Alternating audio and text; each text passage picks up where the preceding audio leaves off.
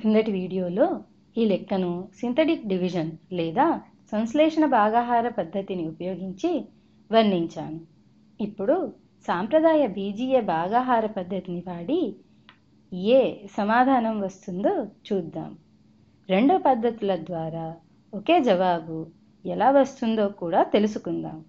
సంశ్లేషణ భాగాహార మరియు సాంప్రదాయ బీజీయ భాగాహార పద్ధతుల మధ్య గల సంబంధాన్ని కూడా చూడగలము. చూడండి, x+4లో ఘాతాంకము పెద్దదిగా ఉన్న పదము అంటే x.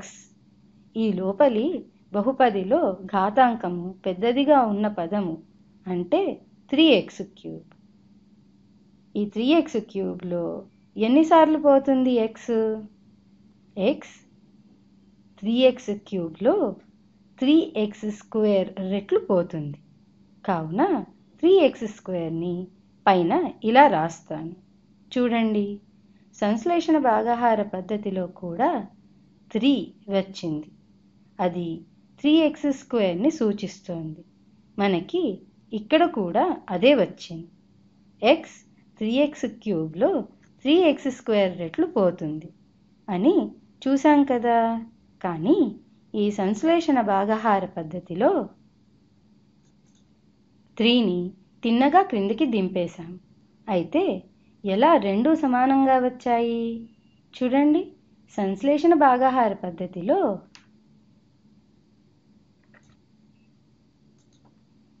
క్రిందటి వీడియోలో హారంలో ఉండే x యొక్క గుణకం 1 ఉండాలనుకున్నాం కదా.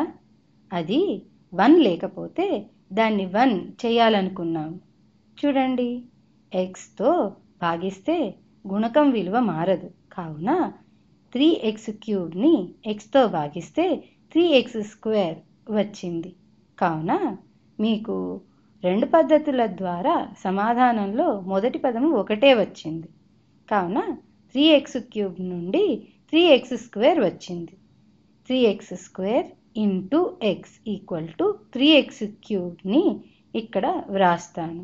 అలాగే 4 ఇంటూ 3x² = 12x². కావున దీనిని 4x² కింద రాస్తాను. తీసివేత చేస్తే 3x³ - 3x³ రెండు కొట్టేయవచ్చు. 4x² - 12x² = -8x² వస్తుంది. ఇక్కడ బీజీయ పద్ధతి భాగాహారంలో 4x² ఉంది. అలాగే 4 సంశ్లేషణ భాగాహార పద్ధతిలోనూ ఉంది. అయితే 3 × 4 = 12x²ని 4x² తీసివేత చేశాం.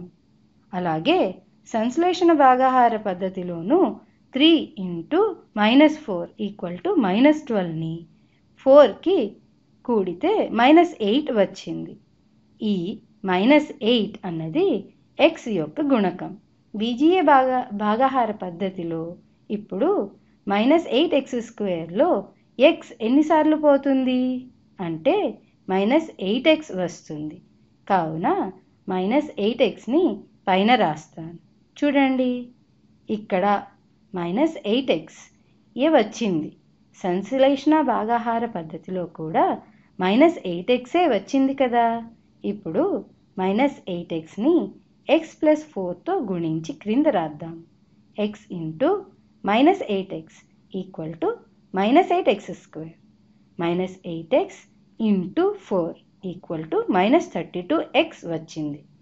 ఈ పైన ఉన్న -2x మరియు -1ని క్రింది వరుసలో రాస్తాను. అప్పుడు -8x² - 2x - 1లో నుండి -8x² - 32xని తీసివేయాలి. -8x² + 8x² వస్తుంది. -8x² మరియు +8x²ని కొట్టేయవచ్చు. అలాగే -32x + 32xకి సమానం. +32x - 2x 30x కనుక క్రింద 30xని రాస్తాను. అలాగే -1ని క్రిందకి దించితే 30x - 1 వచ్చింది. మళ్ళీ 30xలో x ఎన్నిసార్లు పోతుంది? 30 సార్లు. కావున పైన 30 రాస్తాను. చూడండి, ఈ 30 మరియు సంశ్లేషణ భాగాహార పద్ధతిలో వచ్చిన 30 రెండు సమానం కదా. ఇప్పుడు బీజీయ భాగాహారంలో 30ని x+4తో గుణించి క్రింద రాస్తాను. 30 × x 30x, అలాగే 4 × 30 = 120. ఈ రెండింటిని 30x - 1లో నుండి తీసివేస్తే వీటి గుర్తులు మార్చి కూడుతాను. చూడండి, 30x - 30x రెండు కొట్టేయవచ్చు. అలాగే -1 - 120 -121కి సమానం. కావున మనకి -121 శేషము లేదా రిమైండర్ వచ్చింది.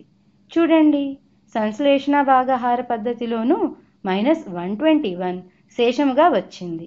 కావున సాంప్రదాయ బీజీయ భాగాహార పద్ధతిని ఉపయోగించినా లేక సంశ్లేషణ భాగాహార పద్ధతిని ఉపయోగించినా ఒకే జవాబు వస్తుంది. కానీ సంశ్లేషణ భాగాహార పద్ధతిని తేలికగా మరియు తక్కువ సమయంలో చేయవచ్చు.